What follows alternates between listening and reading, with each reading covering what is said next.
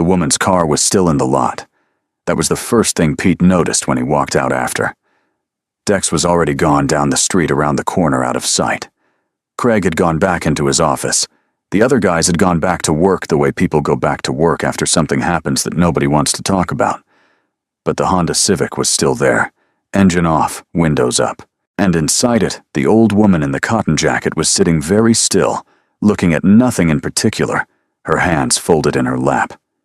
Pete stood at the garage entrance for a moment. Then he went back inside, found his phone, and dialed a number he had saved 2 years ago and never used. 5:45 every morning. That was when Dex Calloway's day started. Not because of an alarm, because his body had learned the hour and stopped needing one. Coffee first, then the lunchbox. Willa's sandwich went in with the crusts cut the way she liked it since she was 5 and had never asked him to stop. A note on the refrigerator bus, money in the left drawer. Every morning. Not because Willa forgot, because Dex needed to know he had done at least one thing before the day started asking things of him. He was at the garage by 6:50. Nobody required this. The posted start time was 7:30, but the shop opened better when someone had already checked the equipment, made the coffee, swept the overnight grit from the floor. Pete arrived at 7:15 every day and found the coffee already made, and said nothing about it, and drank it. 7 years. Same sequence. Neither of them had ever mentioned it. The work itself Dex did without drama. An engine was a problem with a solution. You found the solution. You applied it. You moved to the next one. He was not the fastest mechanic in the shop. That was Pete, who could pull a transmission in under 40 minutes on a good day. But Dex was the most consistent, and consistency at a garage is worth more than speed, because speed makes mistakes, and mistakes come back. Willa had given him the wrench on his birthday 14 months ago. Small thing, consumer grade, the kind sold in gift sets at hardware stores. She had used 3 months of her allowance to buy it separately, not as part of a set, because she had seen him use a wrench that size and wanted him to have one that was his. Best mechanic was stamped into the handle in the slightly uneven way of something mass-produced that was trying to feel personal. He used it every day. Pete had asked once why he didn't use something better. Dex had not answered. Pete had not asked again. The Honda Civic pulled into the lot at 9:47. Dex saw it from under the Silverado he was working on tires that were older than they should have been, an exhaust system held together by optimism. He slid out and wiped his hands. The car was a 2003, maybe 2004. The lower right corner of the passenger door had gone to rust. The engine had been running rough from the moment it turned into the lot. He could tell by the idle, the slight shudder at stop. He knew before he lifted the hood what it was going to be. He lifted it anyway. The woman who stepped out was in her early 70s. Cotton jacket, flat-soled shoes. She moved carefully, not from pain, from the deliberateness of someone who had learned that careful movement is cheaper than a fall. She looked at the hood, and then at Dex. "I know it's not happy," she said. "It'll tell me what's wrong," Dex said. "Give me a few minutes." She stood back and watched him work, not in the way some customers watched, anxiously looking for signs of being cheated. She watched the way a person watches something that interests them. After a while, she said, "How long have you been doing this?" "Since I was 17. He didn't look up. "My uncle had a shop. He needed help. I needed money. And now I need money for different reasons." She smiled at that. Not a polite smile, a real one, the kind that uses the whole face. "Do you like it?" Dex straightened up, looked at the engine, looked at her. "I like that things either work or they don't. There's no argument about it." The compressor on the air conditioning unit had seized. The part itself wasn't expensive. The labor was standard, and the part could be sourced by afternoon if he called now. He told her the number. She listened without flinching or bargaining, which was unusual enough that he noted it. "Let me start on it," he said. "Probably have you out of here by lunch." She nodded and went to sit in the small waiting area. 2 plastic chairs and a table with magazines nobody had updated in 2 years. Dex went back to work. Craig came out of his office, once looked at the Civic, went back in. The morning continued. At 11:30, Dex was finishing up. He ran the AC. Cold air came through the vents for the first time in what the woman said had been 8 months.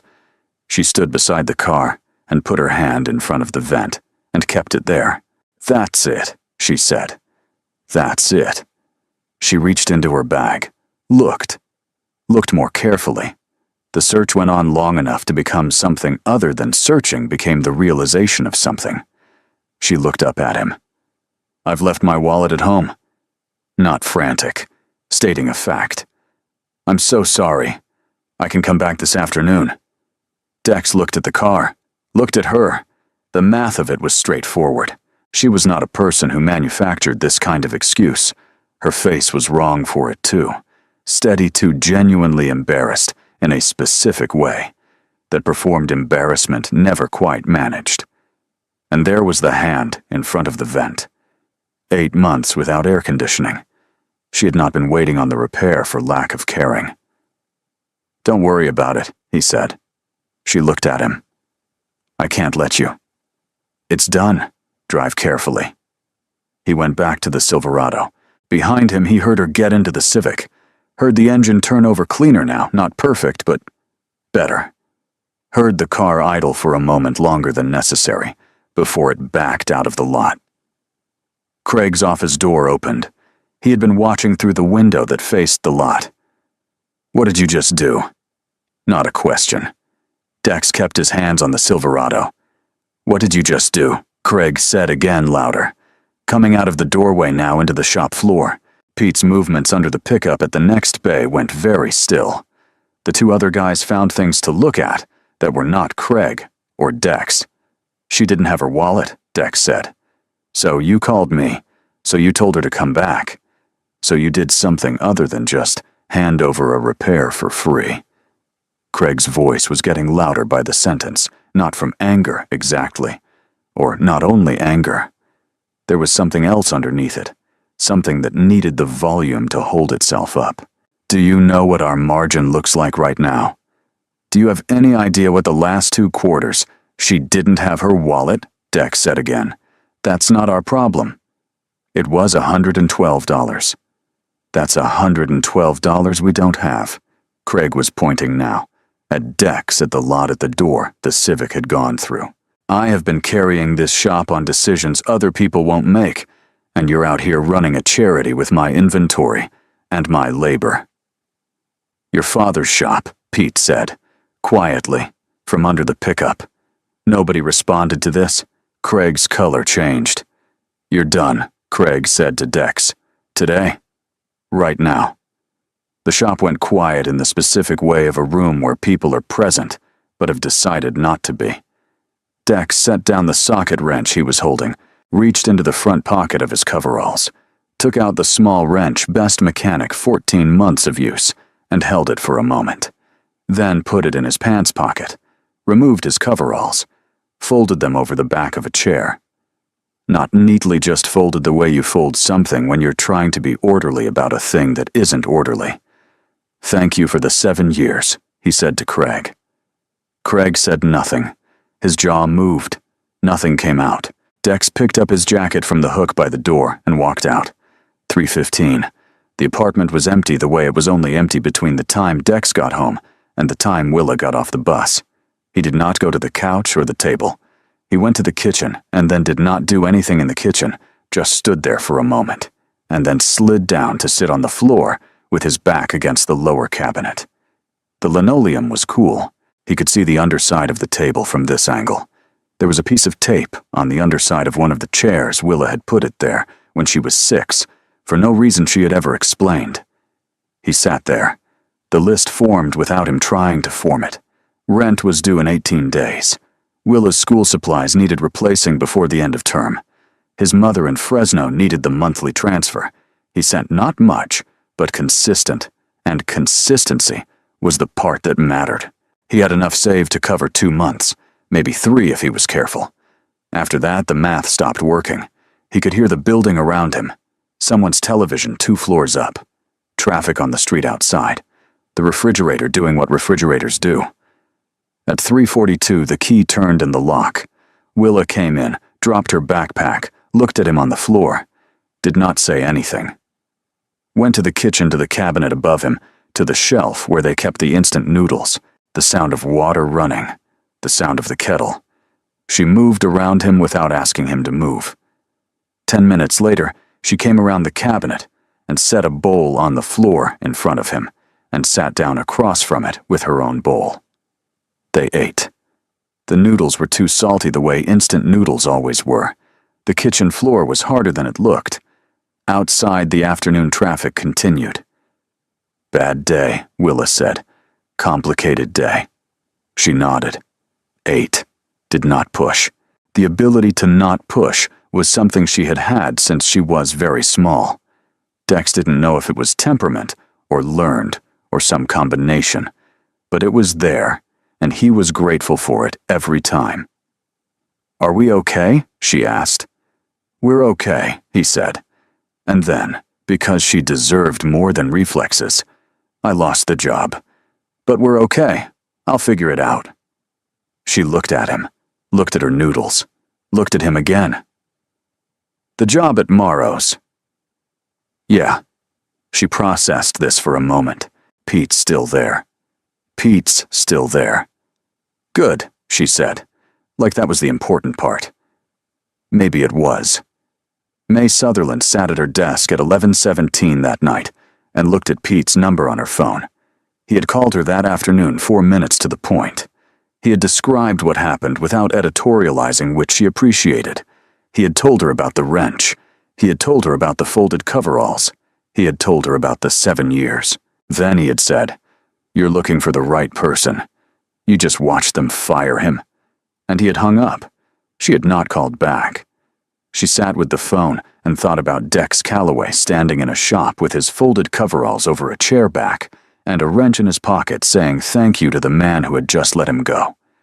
She thought about the 8 months of broken AC and the hand held in front of the cold air vent. She thought about sitting in the parking lot and watching him walk out of the lot and not saying a word. The reason she hadn't said a word was the reason she always gave herself. When she reviewed decisions like this, she needed to know the information was real.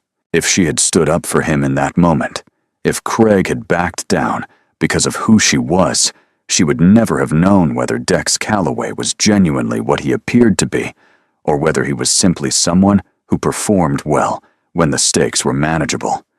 The test had to have real consequences. The test had to cost something. That was the logic. It was sound logic. She had used it for years. She also knew that a man had gone home that afternoon to a child and a set of financial problems that she had the power to have prevented and had not prevented, and the logic did not entirely resolve that. She called Sandra. "Set up an interview," she said. "Don't use my name." The phone rang at 8:43 the next morning. Sutherland Trades Foundation. He didn't know the name. The woman on the line, Sandra, she said, was professional and specific. There was a position. His name had been referred by someone she couldn't disclose. Could he come in Thursday at 2? He looked at Willa eating cereal across the table. "Yes," he said. "I can come in." Willa looked up. He shook his head slightly later. She went back to her cereal. Thursday at 2. The building was 3 stories brick on a street of similar buildings. The sign out front was Small Sutherland Trades Foundation, with a logo that suggested tools without being literal about it. Inside, the receptionist was a woman in her 50s, with reading glasses on a chain. "Mr. Calloway," she said before he could introduce himself. "Mrs. May said you'd be coming." She looked at him. She's rarely wrong about people. He didn't know what to do with that sentence, so he filed it and moved on. The first part of the interview was with a man named Thomas, Program Director, 30s, a directness Dex appreciated. Technical questions first. What did he know about diesel versus gas diagnostic approaches? What were the most common misdiagnoses he had seen? What would he do differently if he were teaching someone with no prior mechanical knowledge versus someone who had learned incorrectly and needed to unlearn? The person who learned wrong is harder, Dex said, because the wrong thing works enough of the time, You have to get them to see why it'll fail them eventually. Thomas made a note, and someone with no knowledge at all, no habits to break. Dex thought about it. You can start with what's actually true. That's easier. Thomas made another note. Then the door behind Dex opened. He did not need to turn around to know. The particular sound of those flat-soled shoes on a floor was already in his memory. He turned around. Cotton jacket. Same one. She came around the table and sat across from him without ceremony, the way a person sits in a chair they sit in every day, because it is their chair. She looked at him with the directness she had used in the garage, not challenging, just present. Neither of them spoke for a moment. Thomas quietly excused himself. Dex looked at the nameplate on the desk. May Sutherland board chair. Looked at her. Looked at the nameplate again. The AC, he said. Yes. The wallet. Yes. He sat with that. You set that up. The wallet, no. She folded her hands on the table. I genuinely forgot it. That part wasn't planned. A pause. But I stayed to see what you would do. That part was. And Craig. I watched. I didn't say anything. She held his gaze. I know what that cost you. Then why? She was quiet long enough that he understood the answer required care. Because I needed to know if the information was real, she said. If I had stopped it, if Craig had backed down because of who I am, I would never have known whether what I saw in the shop was actually you or whether it was a performance. He looked at her. It cost me a job. I know. And 7 years of reference. I know that too. The room was quiet. Outside the window, the street continued at its usual pace. A delivery truck stopped. A bicycle went past. Then I'll tell you something that's actually true, Dex said. I didn't fix the car because of a test. I fixed it because she had gone 8 months without AC, and she was embarrassed about the wallet, and she had done nothing wrong. He paused. That's all it was. May Sutherland looked at him for a long moment. I know, she said. That's why I'm sitting here. He went home and didn't tell Willa right away. They had dinner pasta Willa's turn to cook, which meant the pasta was slightly overdone, and the sauce was from a jar, and it was exactly what he wanted. He washed the dishes. Willa dried. The radio was on in the background, something neither of them was listening to. When the dishes were done, Willa put the towel on its hook and looked at him. The interview, she said. It went well. Are you going to take it? He sat down at the table. She sat across from him, the same positions as the noodle evening, but at the table now in chairs, which felt like progress. I want to ask you something first, he said. She waited. The woman whose car I fixed, the one who caused the situation at the garage. He chose words carefully. She was there today, at the interview. She runs the foundation. Willa's expression did not change in the way most people's expressions would change at a revelation like that. She just took it in. Was it a trick? She said. She wanted to see if what she saw was real. Willa thought about this. Was it what I did? Yes. Then it worked out. I still got fired. I know. She looked at the table. But you got fired for the right reason. That's different than getting fired for the wrong reason. He looked at his daughter. 9 years old. Overcooked pasta. A dish towel on a hook. He had not told her that, or taught her, that she had arrived at it by some process entirely her own. Do you need me to say it's okay? She said. No. Good.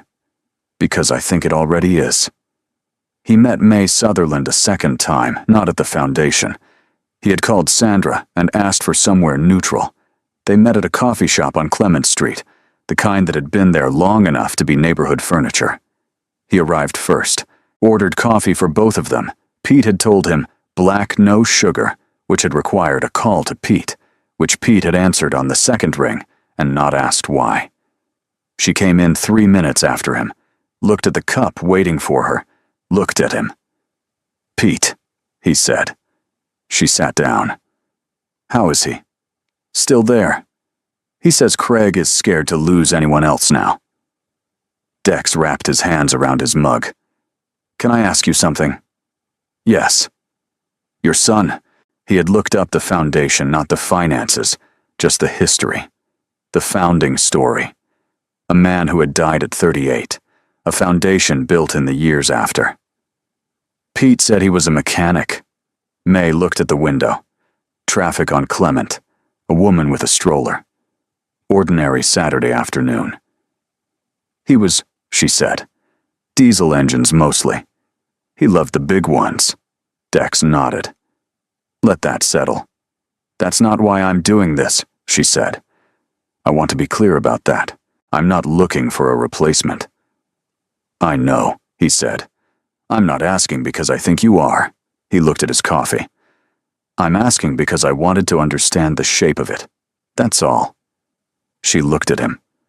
Something in her face shifted, not warmth exactly, but the territory adjacent to it. He would have been annoyed by this whole process, she said. The testing, the interview. He would have just talked to you, asked you what you thought about diesel diagnostics and decided in 20 minutes. Was he usually right? About people almost always. She picked up her coffee, held it without drinking. That was the thing about him. He didn't need a lot of information. He read what was there. Dex reached into his pocket, set the small wrench on the table between them. She looked at it. My daughter gave me this, her allowance 3 months of it. He turned it so the stamped words faced her. She asks me most mornings if I'm using it. I tell her yes because I am, but also because I don't want her to think the things she does don't matter. May looked at the wrench. I'll take the job, Dex said. Not because of what happened at the garage, or because of the interview, or because I owe you anything. Because what you're describing, teaching people who don't have a way in, that's work worth doing. That's the only reason. She looked up from the wrench. I know, she said. That's the only reason I'm offering it. They sat with that for a moment. Outside, a streetcar went past with its particular metal sound. One more thing, Dex said. She waited. You never said you were sorry for not speaking up. She held his gaze. No, I didn't. I'm not asking for it. He picked up the wrench, pocketed it. I just wanted you to know I noticed. May Sutherland looked at him for a long moment. I noticed you noticed, she said, and that it turned out was enough. The first class had 8 students, nobody over 25. Nobody with prior experience. That was a requirement, not a coincidence. Dex had asked for it specifically. Thomas had looked at him with something between skepticism and curiosity, and then written it into the program parameters. Day 1. Dex put an old engine block on the work table, said nothing. Let them look at it. Let the silence do what silence does in a room full of people who don't know what they're supposed to say. What is it? A girl near the back said finally. What do you think it is? An engine. Part of one. Which part? Nobody knew. Nobody pretended to. He counted that as a good sign. Good, he said. Nobody's learned the wrong thing yet. A kid at the far end of the table laughed, small, quickly covered. Dex looked at him, nodded once. That was enough. The first week was slow. The second week was less slow. By the third week, the girl near the back could identify 5 engine components, by feel with her eyes closed, which was 4 more than Dex had expected by that point, and 1 more than he'd managed himself when he was learning. On Friday of the 4th week, Dex sat in his car after the session ended and did not go anywhere immediately. The lot was mostly empty. The building was quiet. He looked at his phone. A text from Willa, home yet hungry. He started to type, "Okay, on my way," which was what he always typed, then stopped, deleted it. Typed, "Not yet." "You okay?" 3 dots. Then, obviously, "Are you okay?" He looked at that for a moment. Then, "Yeah, actually." She sent back a thumbs up and nothing else. He sat in the lot a little while longer, not from sadness, just to let the thing that had shifted settle into something he could carry going forward. 6 months later, on a Thursday with no particular significance, Willa had a day off school and came with him to the foundation. She sat in the corner of the classroom with her homework while he taught. The students had learned by now that this happened occasionally and had stopped treating it as notable. Willa sat with her notebook and did not look up very often, and when she did, it was with the particular expression of someone who is listening to more than they appear to be listening to. At 3:15, when the session ended and the students were filing out, Dex looked up and saw May Sutherland standing in the doorway. She had not called ahead. She was in the cotton jacket flat shoes. She looked into the classroom without coming in, looked at the engine parts on the tables, the diagrams Dex had drawn on the whiteboard, the students sorting their bags and talking to each other. Willa saw her, put her notebook down, got up, walked to the door. Dex watched from across the room. He could not hear what they were saying. Willa said something. May looked at her, said something back. Willa's expression did not change the way most people's would. She just listened and then said something else, and May went very still in the way of someone who has been asked something they were not prepared to answer. Then Willa turned and went back into the room, went to the corner where the extra chairs were stacked, picked one up, it was almost as big as she was, and carried it to the doorway. Set it down next to where May was standing. She did not say anything. She went back to her corner, picked up her notebook, and resumed her homework. May stood at the doorway and looked at the chair, then into the room where Dex was erasing the whiteboard and the last two students were having an argument about valve timing that he would need to resolve in a minute. The afternoon light came through the windows at a low angle the way it came in October. It reached the work tables. It reached the chair in the doorway. May Sutherland sat down. Inside, someone asked Dex a question. He answered it, turned to the board, and drew something. Outside in the doorway, May sat and listened. Willa turned a page. The afternoon held everything in it. Without comment, the work, the light, the chair, the wrench in Dex's pocket that he had carried every day for 14 months, and would carry tomorrow and the day after that, because Willa asked each morning if he had it, and he always did, and that was its own kind of answer given quietly, without needing to be explained to anyone.